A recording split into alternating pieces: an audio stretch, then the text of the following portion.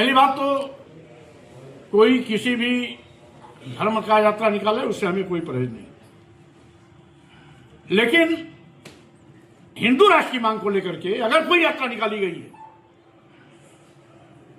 तो ऐसे लोगों के खिलाफ राष्ट्रद्रोह, देशद्रोह के आरोप में मुकदमा दर्ज कर जेल की सलाखों में भेजना चाहिए।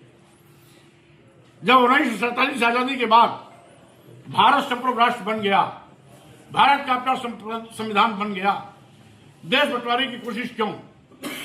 राष्ट्र जो हिंदू राष्ट्र की मांग कर रहे हैं वो देश के बंटवारे का बीज बो रहे हैं, देश को बंटवारे की ओर ले जा रहे हैं। एक बार यही मांग हिंदू महासभा ने 1919 में उठाई थी, जो 1939 में परवान चढ़ी जब वीर सावरकर उसके राष्ट्रीय अध्यक्ष बने। और वीर सावरकर 1947 के बाद उनके जो उत्तराधिकारी आए उनके ही कार्यकाल में देश आजाद हुआ और हिंदू महासभा के दबाव में उसमें इस देश का बंटवारा हुआ। एक तरफ भारत बना, दूसरी तरफ पाकिस्तान बना।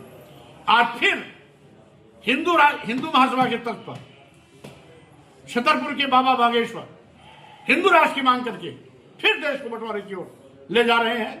स्वाभाविक रूप से अगर हिंदू राष्ट्र की मांग करना जायज है तो बौद्ध राष्ट्र क्यों नहीं, खालिस्तान क्यों नहीं, सिख राष्ट्र क्यों नहीं, और यहां पर मुस्लिम राष्ट्र क्यों नहीं? इसलिए क्योंकि सभी धर्म, पंथ, संप्रदाय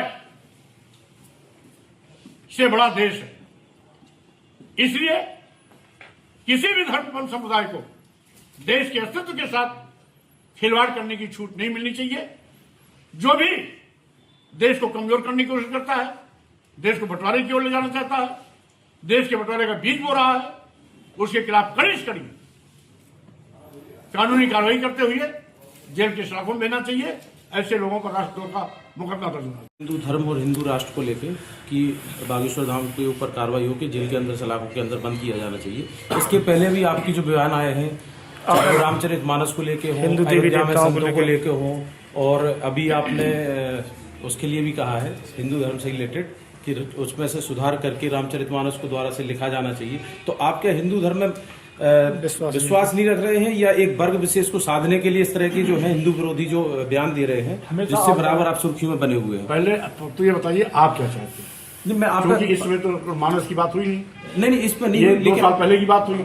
अभी उसमें आपके ऊपर कोर्ट के द्वारा हिंदू धर्म की बात नहीं हुई, अभी हिंदू राष्ट्र की मांग करने वालों के खिलाफ कार्रवाई की बात हुई। हाँ, आप तो आप जितने रहे हैं सर, तोड़ मोड़ करके फिर 2 साल पहले पीछे मत ले जाइए सर। उस मामले में अभी उसी मामले में आपके ऊपर FIR के आदेश हुए थे, कई जगह आपको काले झंडे दिखा के विरोध किया गया, तो उस पर पक्ष जानना हम लोग का जरूरी है कि आप क्या हिंदू धर्म में विश्वास रखते हैं? 2 आदेश हुए थे, माननीय सर्वोच्च न्यायालय ने उस पर रोक भी लगाई है, आपको भी मालूम है। हाँ।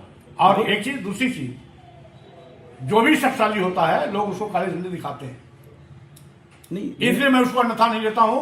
ये दूसरा पहलू होगा। ये चाह रहा हूँ ये लोकतंत्र का दूसरा पहलू।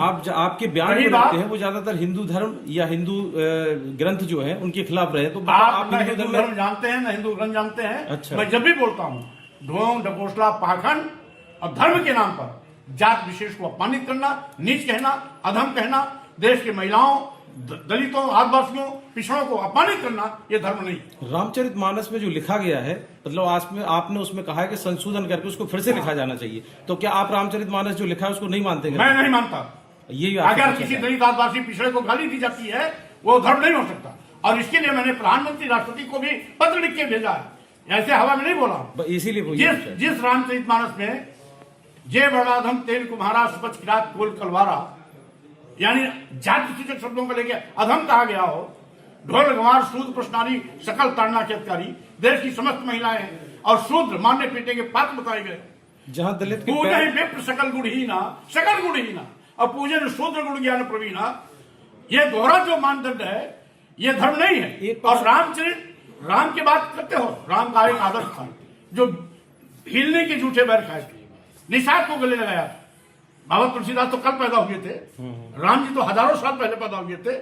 तो राम के चरित्र को तुलसीदास ने तोड़ मरोड़ कर अपने स्वार्थ में, अपनी सुख शांति के लिए लिखा है। यह धर्म नहीं है, ये धर्म के नाम पर सौतेला व्यवहार है इस देश के दलितों, आदिवासियों, पिछड़ों और महिलाओं के साथ। उसी में सर दूसरा पक्ष जो है, अगर आप नहीं मानते हैं तो तुलसीदास जी ने लिखा है केवट के पैर धुए थे रामचंद्र जी ने, तो उसमें फिर नहीं हुआ था कि समाजवाद या दलित को मतलब मैं नहीं कह रहा हूं, किया? राम का आदर्श दूसरा था। राम का आदर्श वो भी उसी में उनको तुलसीदास मर्यादा में लिखा है। नहीं, तुलसी एक चीज सुनो, आप पहली बात तो किसी को भी अपमानित करने के लिए धर्म के नाम पर आप उन पर आप नहीं कह सकते। किसने लाइसेंस दे रखा है? आप दलित आदिवासियों को नीच कहेंगे, अधम कहेंगे, मारने पीटने की बात बताएंगे? पढ़ा लिखा विद्वान कितना भी दलित आदिवासी पिछड़ा कितना बड़ा विद्वान हो, उसका सम्मान ना हो, अपमान किया जाए, ये लिखेंगे? तो मैंने आपत्तिजनक टिप्पणियों, आपत्तिजनक चौपाइयों पर उंगली उठाया है, पूरी रामचरितमानस पर नहीं।